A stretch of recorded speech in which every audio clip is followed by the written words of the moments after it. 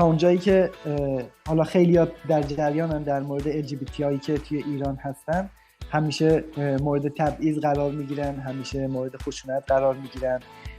خب تو ایران متاسفانه LGBT بودن، دگرباش بودن هیچ جایگاهی نداره.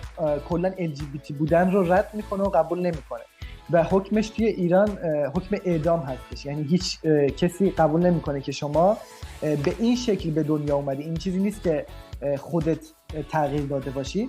نه آزادی گفتار دارن، نه آزادی رفتار دارن، نه جوری که خودشون هستن میتونن زندگی کنن به هیچ وجه، ولی به این شکلی که انگار داخل یه زندان زندگی میکنی، حالا یه زندان بزرگتر. توی ایران متاسفانه یعنی کلاب هایی نیست که بتونن با هم آشنا بشن تو اونجا. خب کلا جرمه.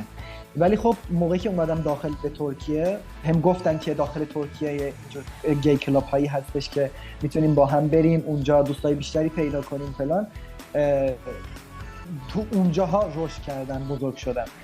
اینجا منابع حمایتیش خیلی بیشتر از کشوری بود که من اومدم. مردمی که بهشون مثلا میگیم مثلا من LGBT هستم یا نمیدونم ایرانی هستم، فکر میکنن ما نمیدونم خانواده‌مون رو، نمیدونم کشورمون رو ول کردیم و فراموشش کردیم و فرار کردیم.